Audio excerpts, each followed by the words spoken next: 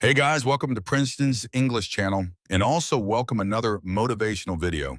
Our today's video is about social media addiction. So guys, if you are new in my channel, please make sure to subscribe my channel. No more talk.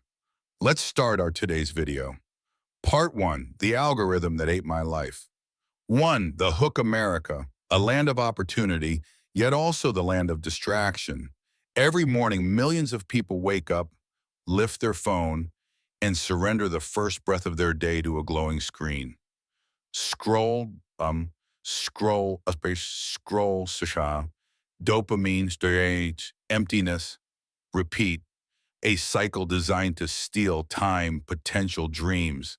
But this story isn't about all of them. This story is about one man, one life swallowed by the algorithm, one mind dragged into the world of swipes, and one final awakening strong enough to break him free. His name is Ethan Cole, 28 years old, born in Texas, living in Los Angeles, a digital native, a victim of his own habits, a survivor of what most people around him never realize is slowly killing them: social media addiction. But this is not a sad story. It's a resurrection to Ethan's world. Before the fall, Ethan wasn't a bad person. He wasn't lazy. He wasn't unmotivated. In fact, when he was younger, he had big dreams, huge dreams, the kind that kept him awake at night, sketching ideas, writing goals, imagining a life where he built something great. He wanted to be a storyteller, a filmmaker, a voice that inspired people. But life has a funny way of us silently replacing your dreams with distractions. And for Ethan, that distraction had a name: Instagram, TikTok, Snapchat, YouTube, Twitter, Reels, Shorts, Stories, endless feeds, endless noise. He didn't notice the slow takeover. Nobody ever does. It started as entertainment, then a habit, then a necessity, then a dependency, then finally an addiction disguised as everyone else is doing it. Every night, Ethan told himself, just 10 more minutes. And every night, 10 minutes became 1 hour. 1 hour became 3. 3 became 5. His sunrise became his bedtime. He was working remotely as a junior editor for a small video company, a job he once loved, but his creativity was fading. His attention span shrinking, his motivation dissolving. He wasn't becoming who he wanted to be. He was becoming what he consumed. And social media was consuming him back. 3, the breaking point. It happened on a Thursday, a day he never expected would change anything. He woke up at 11:47 a.m. once again, oversleeping because he was up until 5 a.m. watching random videos he wouldn't remember the next day. His boss had emailed him twice asking for an edit due that morning. He didn't reply. He didn't even open the email app. He opened TikTok instead, scrolling, laughing, smiling at strangers, ignoring his real-world responsibilities. It was 12:19 p.m. when his phone rang. His manager. His heart dropped. He didn't answer. He just stared at the screen until the call stopped. Then he scrolled some more. Because that's what addiction looks like: running from life straight into distraction. At 12:23 p.m., the email arrived. Ethan, we're letting you go. He froze, then he panicked. Then he put his phone down like it was suddenly poison. How did it come to this? How did a glowing screen have more control over him than he had over his own decisions? He felt ashamed, but shame wasn't enough to break him. Not yet. The mirror moment. That night, after hours of scrolling to numb the pain, Ethan stood up and walked to his bathroom. He looked into the mirror under the dim yellow light. He looked older, tired, different. His eyes had lost something. Something bright, something enormous. He whispered, "When did I lose myself?" There was no answer, just silence. His phone buzzed. Another notification, another temptation. He grabbed it instinctively. He didn't think, he didn't choose. His addiction chose for him. But as his finger hovered over the screen, something inside him whispered, "You lost your job today because of this." The phone suddenly felt like a chain, a weight, a prison. He placed it on the sink, face down. He stared at it for several seconds.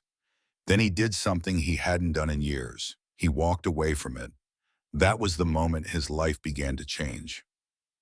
5. Detox. Day 1, the next morning he woke up early, not because of motivation, but because he didn't stay up all night scrolling. He made coffee. He sat on his couch. He looked around at his apartment like it was a place he hadn't visited in a long time. He noticed things: the dust on the TV, the stack of unread books, the laundry he forgot to fold, the sketchbook he once used to fill with ideas. For the first time in years, his world felt real again. But addiction doesn't leave quietly. By 10 a.m., he felt the itch, the urge, the craving. His phone was calling him. He picked it up, turned it on, unlocked it, and then he turned off all notifications. Deleted Instagram, deleted TikTok, deleted Snapchat, logged out of Twitter, disabled YouTube recommendations. His hands were shaking. His brain screamed, "No, I need this. This is where my life is." But his soul whispered, "Your life is here, with you."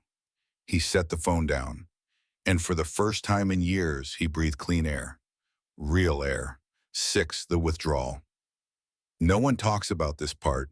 Everyone talks about dopamine. Everyone talks about algorithms. But no one talks about the emptiness that appears when you remove the thing that once controlled your mind. By day 2, he was restless. By day 3, he was bored out of his mind. By day 4, he was angry at everything. By day 5, he felt isolated, lonely, disconnected. Addiction doesn't just leave, it fights back. His brain wanted stimulation, wanted chaos, wanted noise. Silence felt painful. But in that silence, Ethan slowly started to notice something. He had thoughts again, real thoughts, deep thoughts. He could sit still. He could think about his future. He could recall what his dreams used to be. In silence, he found himself again. 7. The return of purpose. One afternoon, he opened his old sketchbook. The pages were filled with drawings, film ideas, motivational scripts, characters he once wanted to bring to life. He flipped through every page. He smiled. He didn't realize tears were falling until one drop hit the paper and blurred the ink. He whispered to himself, "I want this life back." And for the first time in years, he truly meant it. He made a decision, a vow, a promise to himself. "I'm taking my life back. I'm taking my mind back. I'm taking my future back." That night, instead of scrolling, he wrote. He wrote for hours, ideas, plans, scripts, goals, dreams. Social media was no longer consuming him. He was creating his own world again. The first spark was back, but the journey had just begun. Part 2, the war inside the mind. 1, the first real test. A week passed, 7 full days without Instagram, without TikTok, without the endless dopamine drip that once shaped his every hour. Ethan thought things were going well, until the moment that shook his confidence. He was at a small grocery store in Los Angeles, the kind of place where people buy overpriced coffee beans and organic chips. He didn't want anything special, just milk and bread.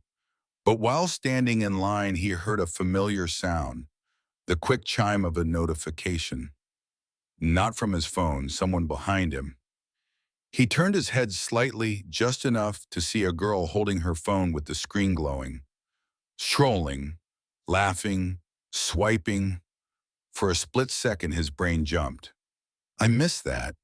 He didn't want to feel that way. He didn't want to crave it, but addiction isn't just about the habit, it's about the reflex. He stepped forward in line, staring ahead, trying to ignore the temptation. But then another sound hit him, the rapid rhythm of someone watching TikTok videos, that familiar fast-paced editing. The sped-up music, the exaggerated voices. His heart rate picked up. His brain whispered, one video wouldn't hurt. Just check, just once. Everyone else is doing it. It's normal. You're being too strict. Ethan clenched his jaw. Every second felt like a battle. Every sound from another person's phone felt like a punch to his willpower.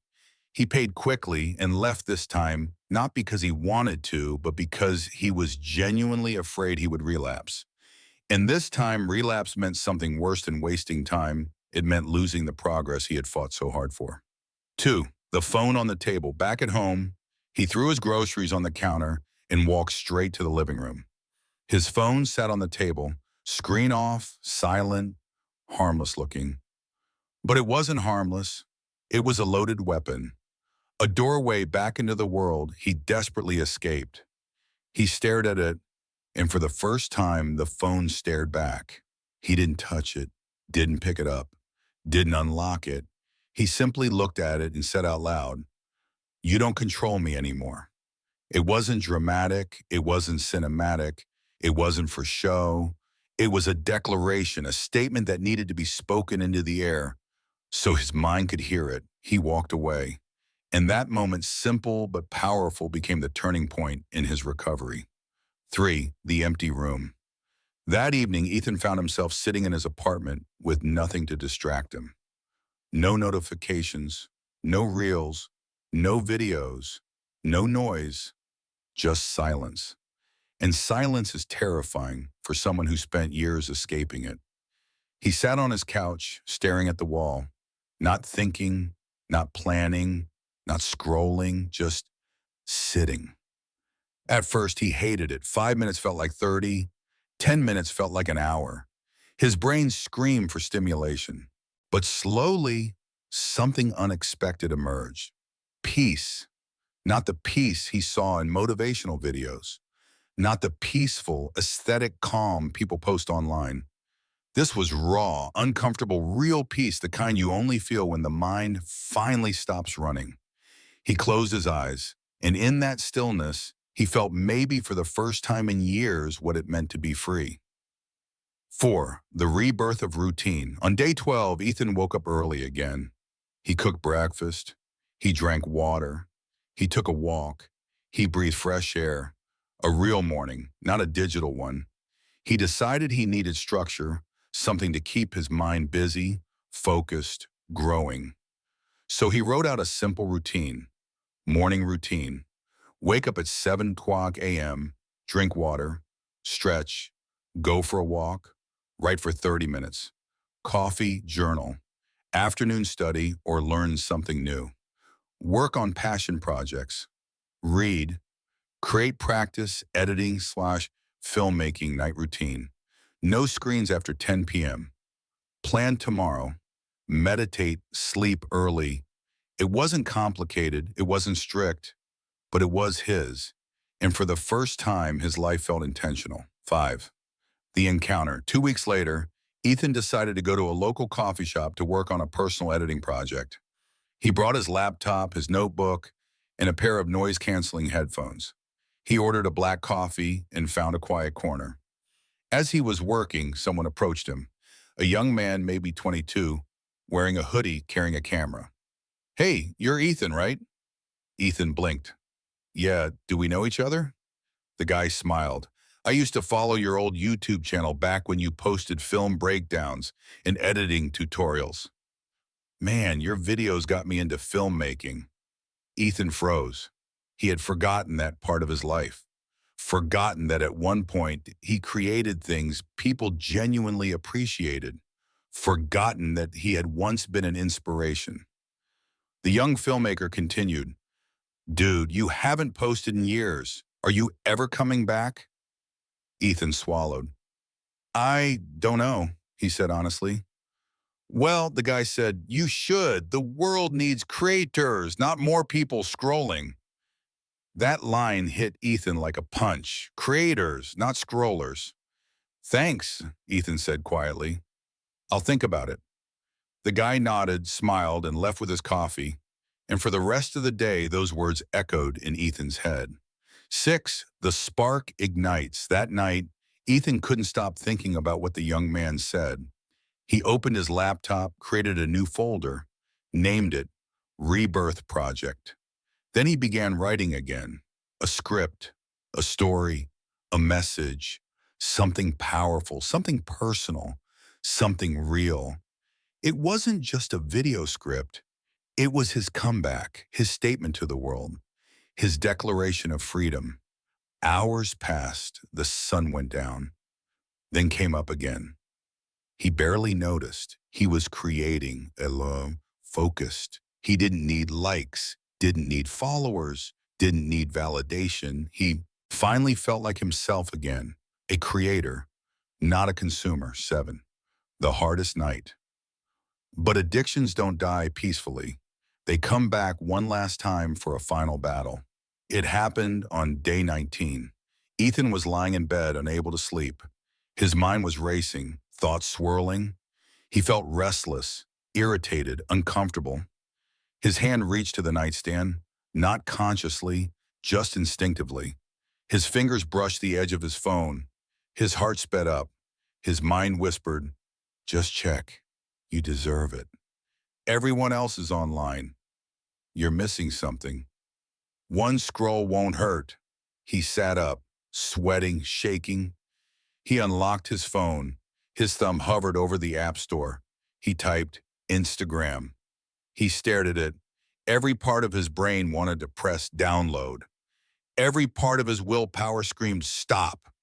His chest tightened. He closed his eyes, breathed, spoke softly. "I didn't go through all this to go back." He deleted the search, turned his phone off, put it across the room, lay back down, and cried. Not out of weakness, but out of victory. He won. He chose himself. He chose his future. He chose his life. 8. The morning after, the next morning, he woke with a calm he had never felt before.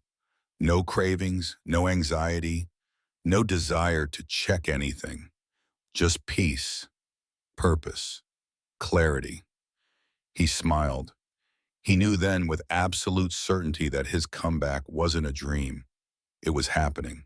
Part 3, the rebuilding of a life. 1, the day he stepped outside again. The sun was warm, the sky was clear, and for the first time in what felt like years, Ethan stepped outside with no headphones, no phone in his hand, no digital distraction. Just him. Just life. He walked through his neighborhood slowly, observing things he never noticed before. The way the leaves rustled, the distant hum of traffic, the laughter of someone walking their dog, the smell of fresh coffee drifting from a nearby cafe. He felt present.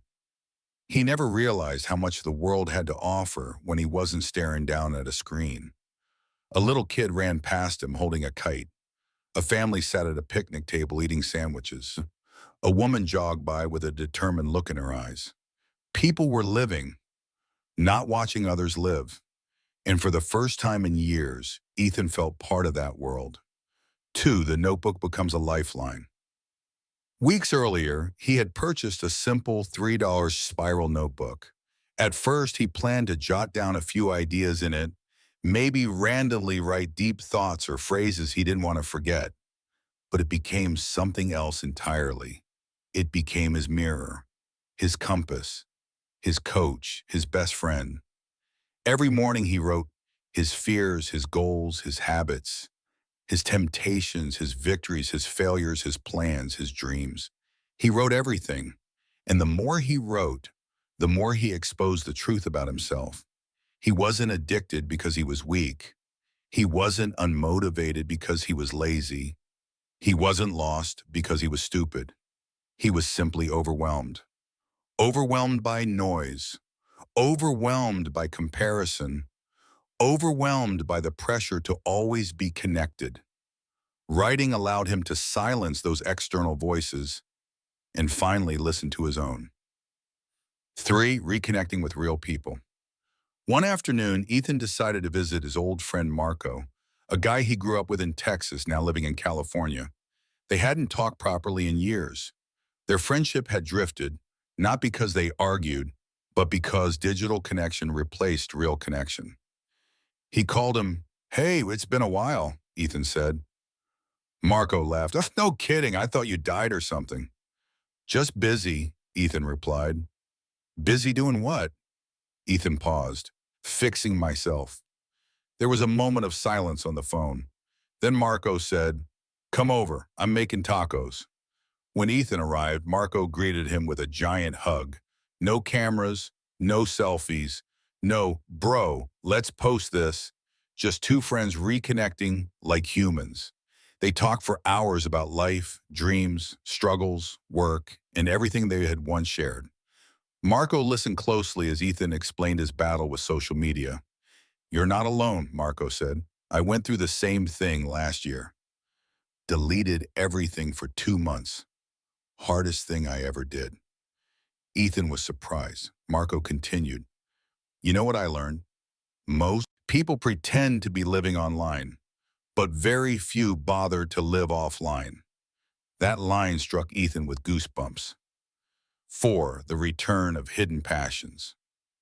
Over the next few days, Ethan began rediscovering things he once loved, things that existed long before the digital world took over. He began cooking again, simple meals at first, then experimenting with flavors. He enjoyed the process, the smell, the taste, the little victories. He took long walks every evening, sometimes through the park, sometimes through the city, sometimes with no destination at all. Every walk cleared his mind. He picked up reading again, not motivational quotes on Instagram, not short posts, but real books, long pages, deep stories, ideas that stayed with him. He returned to filmmaking, not scrolling through other people's content, but creating his own, experimenting with shots, lighting, editing. Every small step felt like a piece of his identity snapping back into place. 5. The job hunt. Losing his job had crushed his confidence, but now he felt ready to rebuild. He updated his resume, cleaned up his portfolio, wrote a strong cover letter, and began applying for new editor positions. At first, he got rejections, lots of them. Some companies never replied. Some said he wasn't a good fit. Some said they had chosen someone else. Weeks passed, but this time rejection didn't break him. Social media addiction once made him fragile, but healing made him resilient. He kept applying, kept improving, kept believing. Then one morning an email arrived. Subject, interview, invitation. Horizon Media Group. His heart pounded. He researched the company immediately, a major content creation agency in Los Angeles. A dream job. He couldn't screw this up. He shaved, put on a clean shirt, rehearsed answers, prepared ideas, practiced breathing. When he had entered their office building, he felt nervous, but alive. The interview panel asked him about his work, his creativity, his experience. Then the head interviewer asked, "We noticed a gap in your uploads in public work. Was there a reason for the slowdown?" Ethan swallowed. This was it. Tell the truth or hide again. He chose truth. "I lost myself for a while," he said. "I got caught up in the digital world. I stopped creating, stopped growing, stopped living. But then I woke up. I rebuilt myself. I rebuilt my habits, and I'm more focused than ever." The room was silent. Then the interviewer smiled. "That's the most honest answer we've heard in months." 2 days later, they called. He got the job. The first day at work, walking into Horizon Media Group felt surreal. Fresh equipment, creative teams, energy, ideas, people buzzing around with passion and purpose. Ethan felt like he belonged there. His manager, a confident woman named Sarah, greeted him. "Glad you're here. Let's build something great." His first task was small, editing a short promo, but he treated it like it was a Hollywood film. He focused. He crafted every frame, every cut, every transition. No distractions, no dopamine cravings, just pure creative flow. When he turned in the final edit, Sarah watched it quietly, then said, "You've got talent. Not everyone does." For the first time in years, Ethan felt proud. Not for likes, not for views, not for followers, but for himself. 7. The night he looked at the stars. That weekend, Ethan decided to sit alone on the rooftop of his apartment, away from screens, away from noise. The sky was dark, the stars faint but beautiful. A gentle breeze washed across the rooftop. He sat there thinking about everything he'd lost and everything he'd gained. He realized something powerful. Social media didn't destroy him. His habits did. His lack of control did. His dependence did. But he wasn't angry anymore. He wasn't ashamed. He wasn't afraid of the future. He whispered, "I'm becoming the person I always wanted to be." The stars didn't answer. They didn't need to. He felt their approval in the quiet. 8. The strength to inspire others. Sitting on the rooftop, an idea formed in Ethan's mind. A bold idea, a meaningful idea, a purposeful idea. He would share his journey, his truth, his transformation. Not for popularity, not for fame, not to go viral, but to help others break free.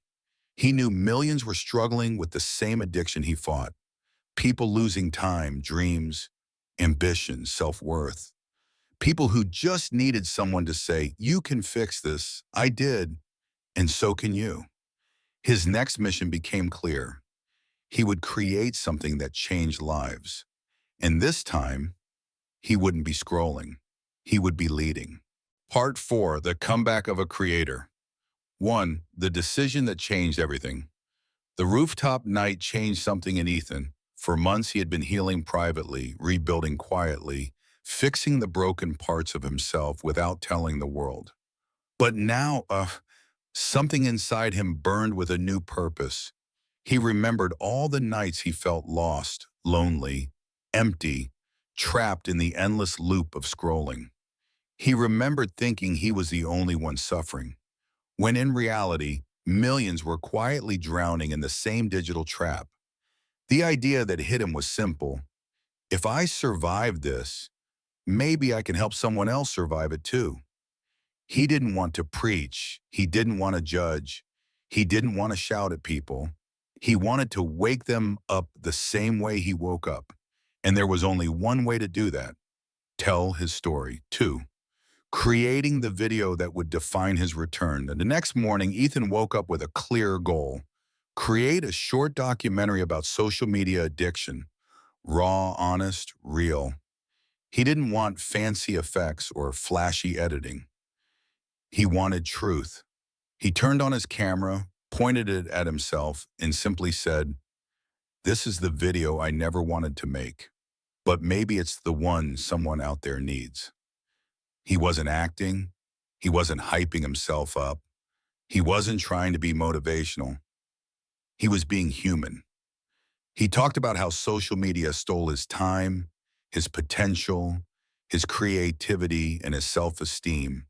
How it made him compare himself to people he didn't even know. How it made him forget the simplest joys of life. How he slowly became a ghost of himself. He talked about insomnia, stress, anxiety, and the illusion of connection.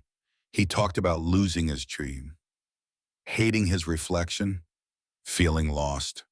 Then he talked about the moment he decided to stop scrolling and start living again. "You're not weak," he said softly into the lens. "You're just overwhelmed. But you can change. You can take your life back, one small step at a time." When he finished recording, he didn't feel relief, he felt purpose. 3. Editing with a new heart. That evening, Ethan opened his laptop and began editing the footage. He added no music at first, no filters, no fancy animations, just raw storytelling. Then he carefully layered soft, emotional cinematic music, a slow, rising soundtrack that carried the weight of his transformation. He inserted clips of empty streets, sunsets, his quiet walks, old drawings in his notebook, the skyline of Los Angeles, and the pages of the routine that saved him. His narration floated over it like a message from a different version of himself, a wiser, calmer, stronger Ethan. He wasn't just stitching together a video, he was stitching together a truth. By 3:17 a.m., he exported the final cut. Title: I Escaped Social Media Addiction, My Story. 4. The big question: should I upload this? For the first time in a long time, fear returned, not fear of failure, but fear of vulnerability. Uploading this video meant exposing the darkest parts of himself, showing weakness, showing mistakes, showing pain. What if people laugh? What if people think I'm exaggerating? What if no one watches? What if everyone watches? This time he didn't run from the fear. He acknowledged it. Then he asked himself, does someone out there need this? The answer was yes. He clicked upload. 5. The first hours. Silence after uploading. Ethan closed his laptop, took his notebook, and went for a long walk under the morning sky. He expected nothing. He had learned not to chase likes, views, or comments. He wasn't addicted anymore. This wasn't about numbers. This was about impact. The first 2 hours were silent. No buzz, no explosion, no viral moment, just silence. And that was okay. He went to work, focused, calm, grounded. At lunch, curiosity hit him softly, not obsessively. He checked his phone. The video had 241 views, 19 comments, 40 likes. Nothing huge, but one comment changed everything. I cried watching this. Thank you. I thought I was alone. He froze. That one message hit harder than thousands of views ever could. 6. The wave begins. By day 2, the number started rising. 10,000 views, 1,200 comments, 500 shares. Something was happening. Not the dopamine-driven rush he used to crave, but a deep sense of connection. People wrote paragraphs. They opened up about their own addictions, their lost time, their broken routines, their anxiety, their pain, their hopelessness. Some said his video was the sign they needed to start healing. Some said they deleted apps after watching it. Some said they finally understood why they felt empty. His inbox was full of gratitude, not validation. His story wasn't just a video. It was a mirror, a wake-up call, a lifeline. He had done something real. 7. The meeting with his manager. A few days later at Horizon Media Group, his manager, Sarah, approached him. Your video, I watched it. Ethan swallowed. She continued. It was brave, honest, impactful. You should be proud. He wasn't expecting that. She added, we're planning a mental health awareness series next month. I want you to lead the editing team. He blinked. Me? Yes, you. Someone who understands real emotion. Someone who knows what it means to tell the truth. For a moment, Ethan felt the world slow down. This wasn't just a job. This was purpose aligning with opportunity. He accepted. 8. Rebuilding relationships. Once Ethan got his life back on track, he started reconnecting with people in a healthier way. He called his parents more often, not by text, not through social media stories, real voice calls, real conversations. He visited his sister in San Diego for the first time in a year. They laughed about old memories, talked about life, cooked together. She hugged him and said, "It's nice to have you back." And she meant it. He reached out to old friends, apologized to some, reconnected with others. Every relationship he rebuilt felt like reclaiming another piece of his soul. 9. The new Ethan months passed. Ethan's transformation wasn't temporary. It was real, permanent, deep. His mind was sharper, his emotions more stable, his creativity stronger. his discipline solid, his hunger for life awake again. He still used the internet, but with purpose. He didn't scroll aimlessly. He didn't compare. He didn't chase likes. He created. He inspired. He led. Social media didn't control him anymore. He controlled it. 10. And then the email arrived. One evening, as he was sitting at his desk editing a new project, he received an unexpected email. Subject: we would like to invite you to speak at our Digital Wellness Summit. They wanted him to share his story on stage to an audience of creators, students, psychologists, and tech innovators. They wanted his voice, his experience, his truth. Ethan stared at the screen. He couldn't help but smile. The boy who once lost himself in the digital world was now being invited to help others escape it. Part 5, the final test. There's a moment in every recovery journey when life tests you, when the world tries to drag you back into the place you fought so hard to escape. And for Ethan Parker, that moment arrived exactly 1 year after he began his battle with social media addiction. Scene 1, the call from an old life. Ethan sits in his new apartment in Austin, Texas, a small space filled with notebooks, camera gear, and a whiteboard stuffed with ideas. He's healthier now, more confident, more present, more alive. Then his phone rings. The caller ID flashes a name from a past he no longer lives in. Camden Media Group, the same company that once used him for views, the same company that pushed him into burnout, the same company that vanished when he needed help. Camden Exec on speaker. Ethan, we've seen your comeback projects. You're blowing up. We want to make you the face of our new content series. Sponsorships, billboards, brand deals, millions in exposure. Ethan freezes. For a moment, the old hunger creeps back, the rush of numbers, the dopamine of fame. Narrator: temptation doesn't always arrive as darkness. Sometimes it arrives wearing a suit, smiling. Scene 2, the battle inside.